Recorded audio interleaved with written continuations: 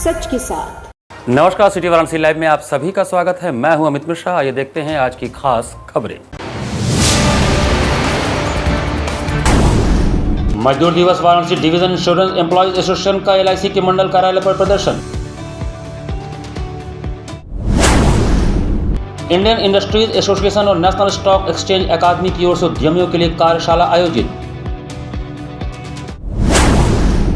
काशी विद्यापीठ में डॉक्टर प्रीति की काव्य पुस्तक कांच की गेंद में सपने का हुआ विमोचन।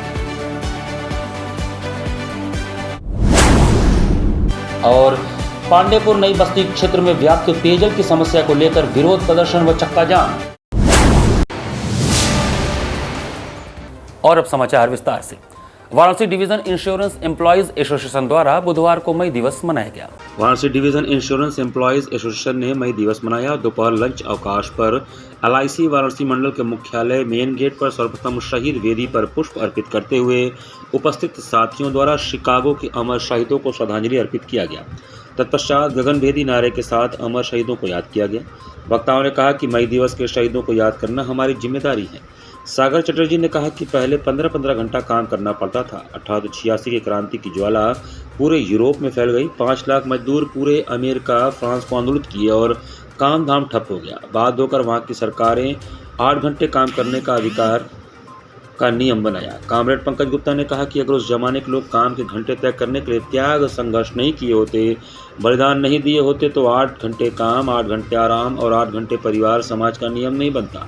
सभा का संचालन कॉमरेड नारायण चटर्जी ने किया और सभा में मुख्य रूप से विनोद श्रीवास्तव, डीसी सिंह, सागर चटर्जी, राजेश चतुर्वेदी गुजराती, शैलेंद्र मेहरोत्रा, पंकज गुप्ता, सुमंत कुमार, अशोक कुमार, जितेंद्र कुमार, भानु, आरती श्रीवास्तव, संगीता गुप्ता, योगेश पांडे, रमेश वर्मा, लखनलाल यादव, रीता ने संबोधित किया। 1886 में जब पहले काम के घंटे तय नहीं थे, 15-16 घंटा मजदूर लोग काम करते थे और समाज में एकदम दास प्रथा का बाहुल्य था, तो अमेरिका में इस दिन एक क्रांति हुई 135 साल पहले।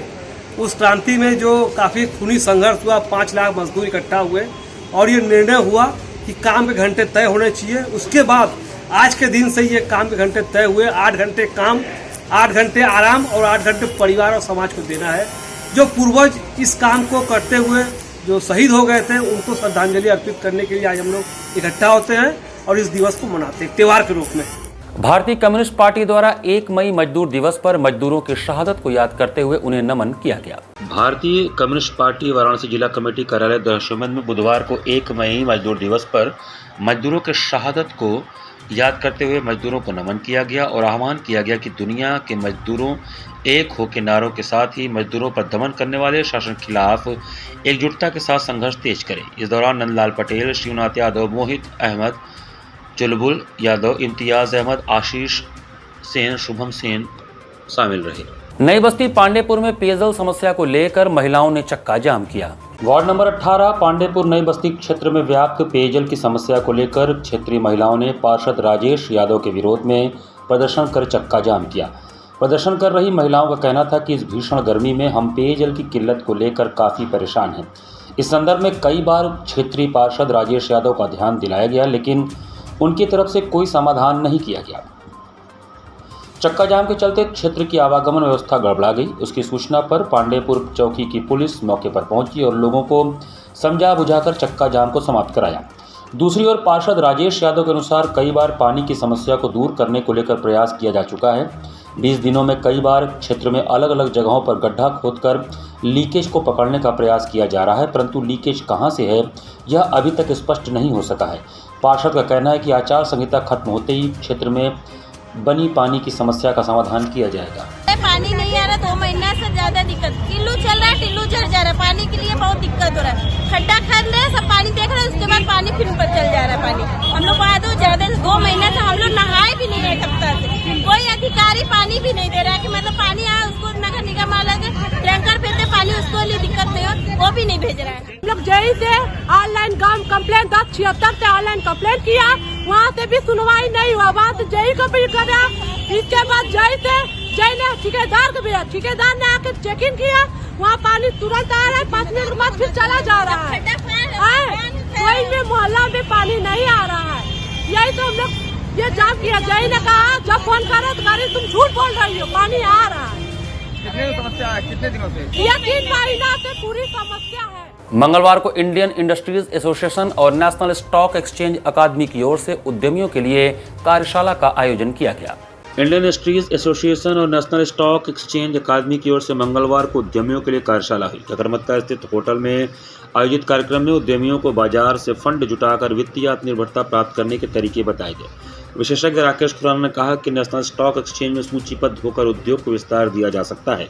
Financial market training institute Mumbai के विशेषज्ञ प्रणय पंचोली ने व्यक्तिगत तथा कारपोरेट वित्तीय प्रबंधन, कर प्रणाली, नगद तरलता प्रबंधन, रिस्क मैनेजमेंट आदि की जानकारी दी। मुख्य अतिथि आईआईए के वरिष्ठ उपाध्यक्ष दिनेश गोयल ने कहा कि एमएसएमई को मजबूत करने से बाजार से फंड जुटाना अब समय की मांग है। अध्यक्षता कर रहे आईआईए के राष्ट्रीय उपाध्यक्ष आर.के. चौधरी ने कहा कि उद्योगों के संवर्धन एवं प्रगति में वित्त व्यवस्था तथा इसका प्रबंधन पहली प्राथमिकता है। लघु उद्योगों को एनएसई में सूचीबद्ध करने तथा अपना आईपीओ जारी करने की प्रक्रिया में जानकारी से उद्यमी इसका लाभ उठा सकेंगे। विशिष्ट अतिथि संयुक्त आयुक्त उद्योग उमेश कुमार सिंह ने कहा कि उद्योगों के उन्नयन में बाजार से फंडिंग की विधा खासी उपयोगी साबित होगी। इस दौरान आईआईए के राष्ट्रीय सचिव राजेश भाटिया, राष्ट्रीय कार्य समिति सदस्य नीरज पारिक, अशोक गुप्ता, अनुपम देवा, प्रशांत अग्रवाल, डीएस मिश्रा, मनीष कटारिया, गौरव गुप्ता, ब्रिजेश यादव, बालकृष्ण मोहनदास अग्रवाल, पंकज अग्रवाल, जगदीश झुंझुनवाला, राजीव जयपुरिया आदि रहे। कार्यशाला में बनारस समेत जौनपुर, मिर्जापुर, आजमगढ़, भदोई, गाजीपुर, सोनभद्र से भी उद्यमी शामिल हुए। महत्वपूर्ण एमएसएमई के लिए है, क्योंकि आज किसी भी उद्योग को वित्त की सख्त आवश्यकता होती है और जब वित्त की व्यवस्था रहती है तो उद्योग फलता फूलता है।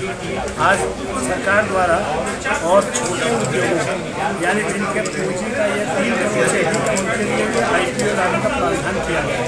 अच्छा आदमी प्रभाव करता है तो आईपीओ से जुटाकर और उद्योग को आगे बढ़ा सकता है। यहाँ पूर्वांचल में इसकी अवेयरनेस की कमी थी, इसी निमित्त इंडियन इंडस्ट्रीज एसोसिएशन द्वारा और आज ये कार्यशाला का आयोजन किया गया है, जिसमें विषय विशेषज्ञ जो हैं आपके नेशनल स्टॉक एक्सचेंज उनको बुलाया गया। श्री काशी विश्वनाथ धाम में दर्शन करने हेतु आने वाले श्रद्धालुओं को मंदिर प्रशासन की तरफ से मतदान हेतु भी प्रेरित किया जा रहा है। सनातन स्वधर्म के साथ साथ राष्ट्र धर्म के पालन हेतु श्री काशी विश्वनाथ धाम पधारे श्रद्धालुओं को मतदान हेतु प्रोत्साहित करने की पहल की गई। श्री विश्वनाथ जी के दर्शन हेतु धाम पधारने वाले श्रद्धालुओं को अपने राष्ट्रीय दायित्व मतदान हेतु प्रेरित कर रहा है। श्रद्धालु कॉरिडोर में लगाए गए बैनर्स व पोस्टर्स को कौतूहल से देख भी रहे हैं और दर्शन के पश्चात पोस्टर के साथ सेल्फी भी ले रहे हैं। इस समय अप्रैल माह के प्रारंभ से श्रद्धालुओं की संख्या में आई कुछ कमी के बाद भी श्री काशी विश्वनाथ धाम में प्रतिदिन 1.5 से 3.5 लाख तक श्रद्धालुओं का आगमन देश के प्रत्येक कोने से हो रहा है।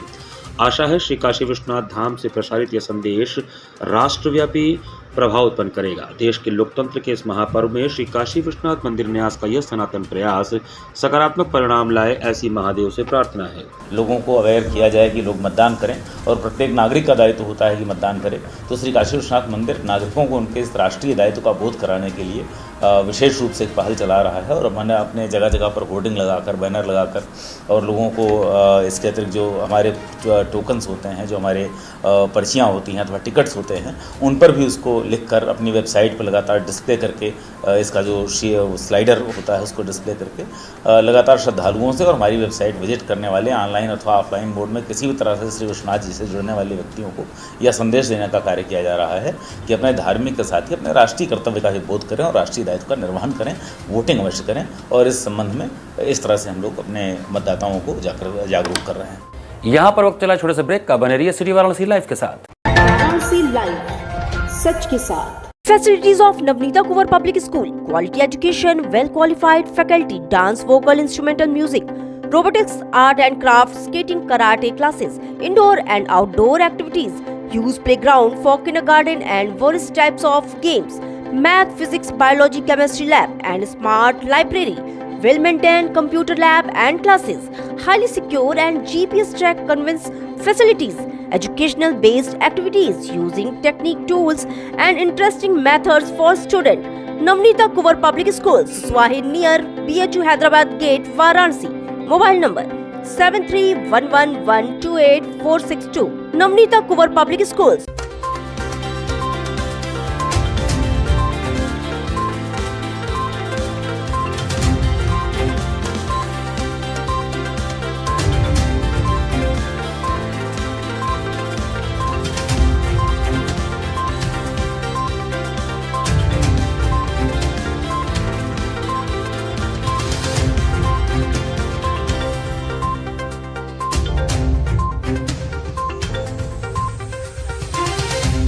इंटरनेशनल हिंदू स्कूल है। साइंस, मैथ एवं कंप्यूटर लैब, सुसज्जित लाइब्रेरी, वाहन की उत्तम व्यवस्था, विभिन्न खेलों की शिक्षा, बच्चों के शारीरिक एवं मानसिक विकास हेतु योगा का प्रशिक्षण सुविधा।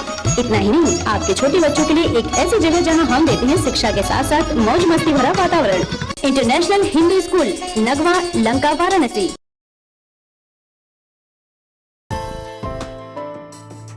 बाल विद्यालय माध्यमिक स्कूल मां गंगा के तट पर स्थित एक उत्कृष्ट स्कूल। LKG से क्लास 12 तक affiliated to CBSE new Delhi. State of the art computer lab, बच्चों के खेलने कूदने की उचित व्यवस्था, smart classes for better understanding, बच्चों को खेलने एवं कल्चरल एक्टिविटीज के लिए एक विशाल ग्राउंड एवं स्टेज, फिजिक्स का प्रैक्टिकल, उत्कृष्ट केमिस्ट्री लैब, संगीत की कक्षाएं, खेल कूद की व्यवस्था जैसे बास्केटबॉल इत्यादि, योग्य शिक्षकों एवं शिक्षिकाओं द्वारा पठन पाठन की व्यवस्था, उत्कृष्ट ट्रांसपोर्ट की उचित व्यवस्था। आज ही प्रवेश हेतु संपर्क करें।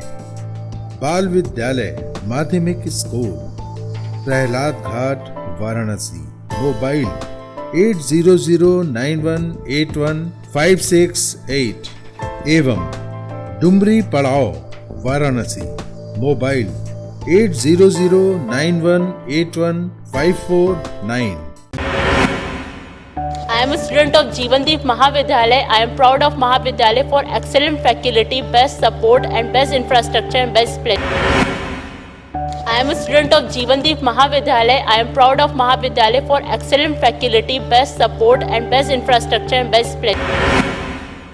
I am a student of Jeevandeep Mahavidyalaya. I am proud of Mahavidyalaya for excellent faculty, best support and best infrastructure and best place. Varanasi live, सच के साथ। ब्रेक के बाद आपका स्वागत है। डॉक्टर प्रीति जायसवाल की काव्य पुस्तक कांच की गेंद में सपने का विमोचन महात्मा गांधी काशी विद्यापीठ में सृजन उत्सव कार्यक्रम में हुआ। महात्मा गांधी काशी विद्यापीठ में मानविकी संकाय के तत्वावधान में बुधवार को सृजन उत्सव कार्यक्रम के अंतर्गत डॉक्टर प्रीति जायसवाल की काव्य पुस्तक कांच की गेंद में सपने का विमोचन एवं परिचर्चा हुआ। अध्यक्षता करते हुए विश्वविद्यालय के कुलपति प्रोफेसर आनंद कुमार त्यागी ने कहा, काव्य रचना आसान नहीं होता। कविता मनुष्यता का पाठ सिखाती है। इसमें भावों के फूलों को भाषा की धागा में पिरोना होता है। भावों और हमारे अंतःकरण के बीच अनुनाद की स्थिति उत्पन्न होती है जो हमें कविता के स्तर तक ले जाती है। मुख्य वक्ता काशी हिंदू विश्वविद्यालय के हिंदी विभाग के पूर्व अध्यक्ष प्रोफेसर बलिराज पांडे ने कहा कि AI के दौर में कविता पढ़ना इसलिए भी जरूरी है कि हमारी स्वाभाविकता बनी रहे।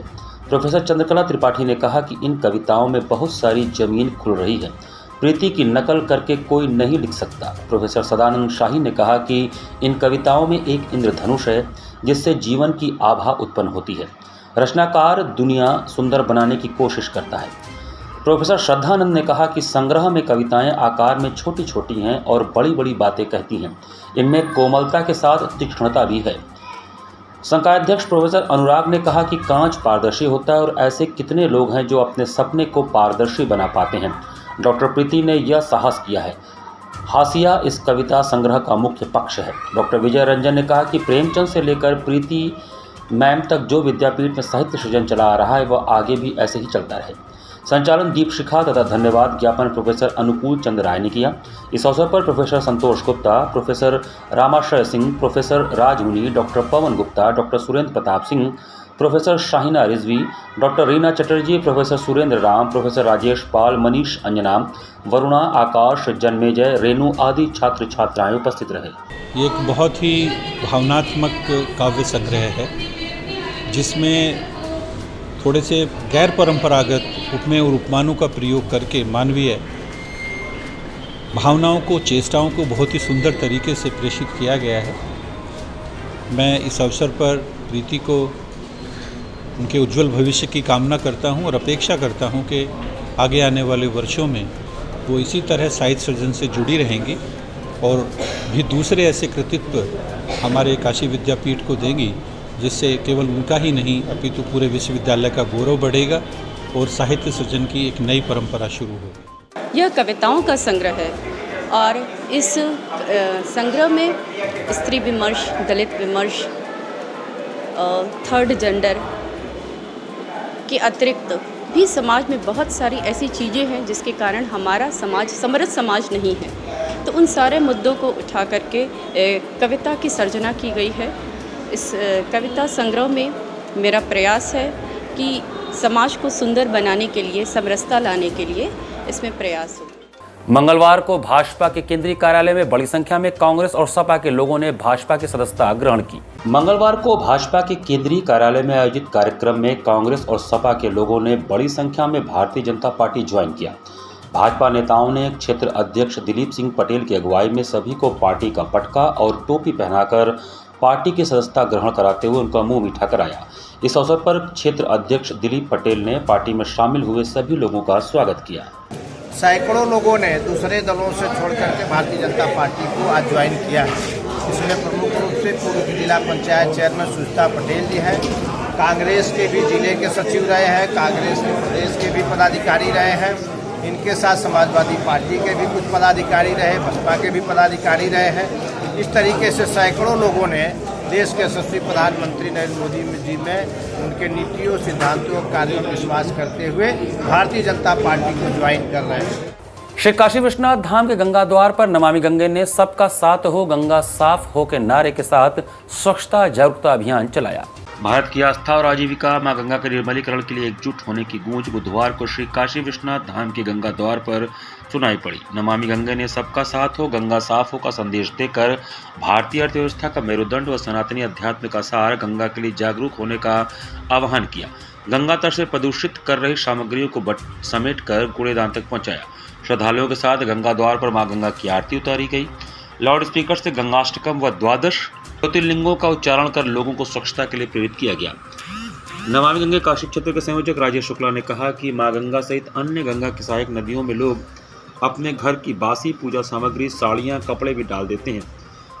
यह गंगा की पूजा है या उस पर अत्याचार? वस्तुतः नदी की पूजा का अर्थ केवल घंटा बजाना नहीं वरन उनकी सफाई है।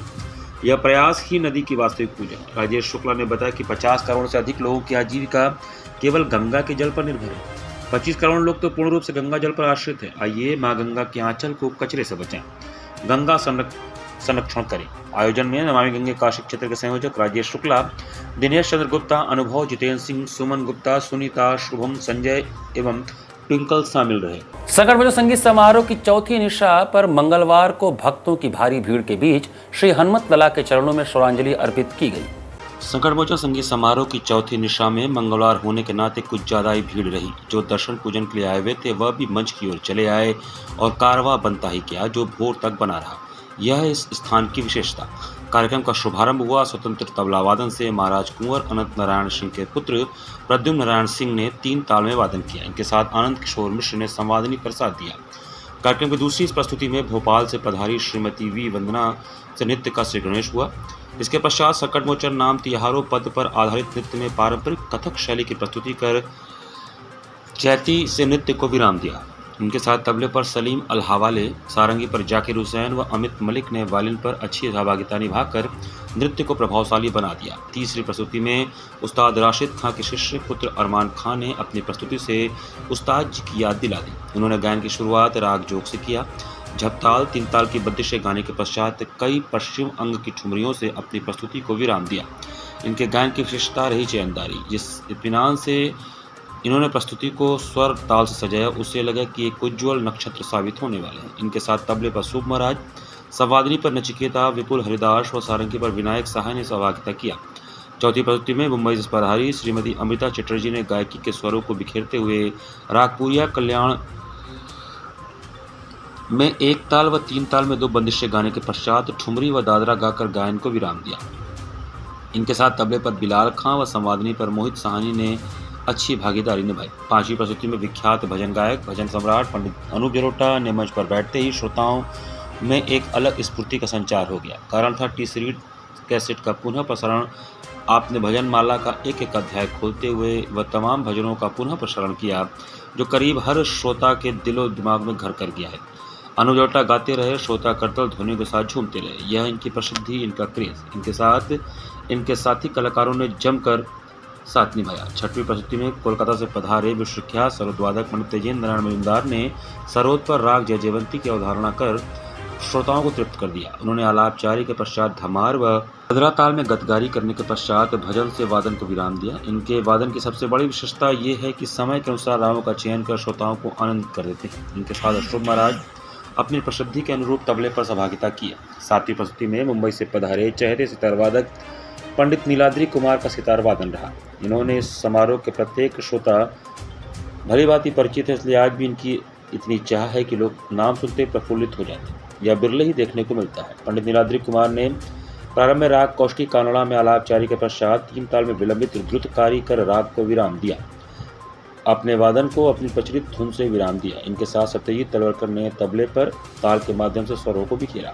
अंतिम प्रस्तुति में मुंबई से पधारे विश्वविख्यात गायक शौनक अभिषेकी और पुत्र अभेद अभिषेकी ने युगल गायन प्रस्तुत किया। इन लोगों ने राग शिवमत भैरव में 2 बंदिशें क्रमशः 1 ताल व 3 ताल में गाकर प्रथम अध्याय को विराम देकर एक भजन से चौथी निशा को पूर्ण विराम दिया। इन लोगों के गायन में इनके पिता पंडित जितेंद्र अभिषेकी की छाप सुनाई पड़ी। इनके साथ तबले पर रजनीश मिश्र व संवादनी पर पंडित धर्मनाथ मिश्र ने कुशल भागीदारी की।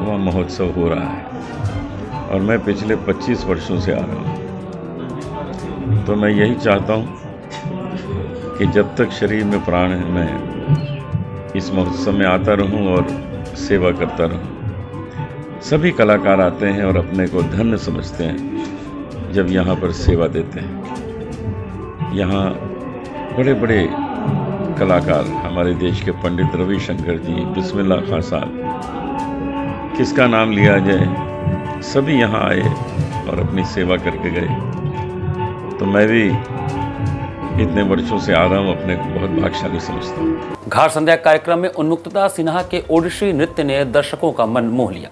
जिला प्रशासन की अप्रतिम पहल पर सुबह बनास के अंतर्गत घाट संध्या कार्यक्रम में बुधवार को युवा कलाकार उन्मुक्ता सिन्हा ने उड़ीसा के प्रसिद्ध ओडिसी नृत्य का शुभारंभ गंगा के पावन तट पर गंगा तरंगा, शिव मंगलाचरण एवं समापन नवरस अभिनय से करके मां गंगा के पावन तट पर उपस्थित समस्त दर्शकों के हृदय को आह्लादित किया।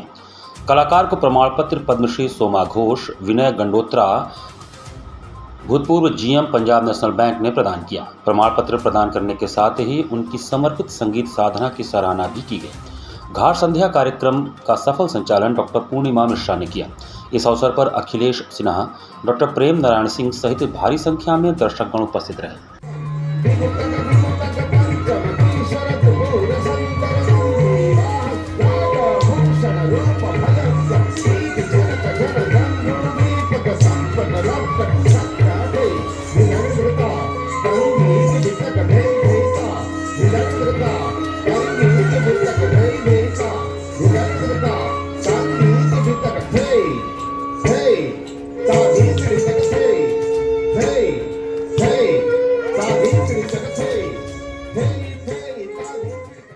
अखिल भारतीय अंतर विश्वविद्यालय खेल आयोजन में काशी विद्यापीठ के विद्यार्थियों ने बेहतरीन प्रदर्शन किया।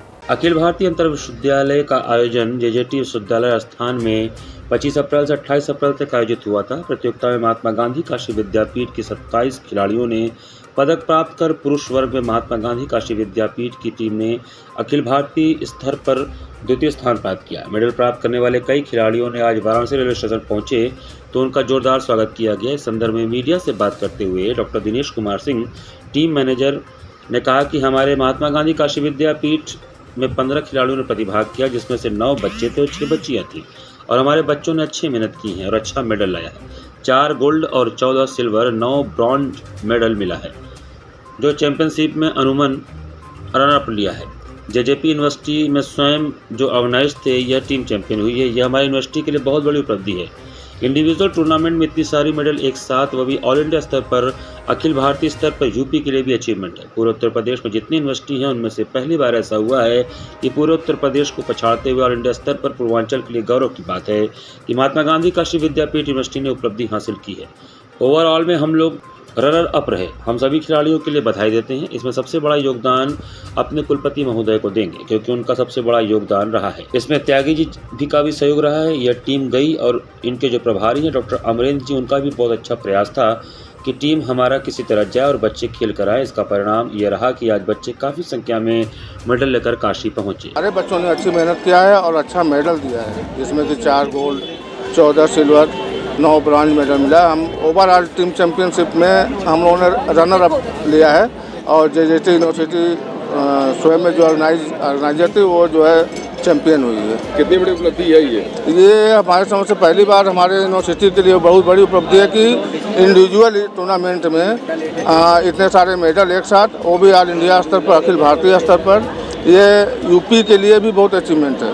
पूरे उत्तर प्रदेश में जितनी यूनिवर्सिटी है, पहली बार ऐसा हुआ कि हम लोग जो है पूरे उत्तर प्रदेश को पछाड़ते हुए और ऑल इंडिया में स्तर पर जो है, ये पूर्वांचल के लिए गौरव की बात है कि हम लोग, हमारी यूनिवर्सिटी ने ये उपलब्धि हासिल की है कि ओवरऑल में जो है हम रनर अप है। इसी के साथ सिटी वाराणसी लाइव का ये संस्करण हम समाप्त करते हैं। मुझे दीजिए आज्ञा। नमस्कार।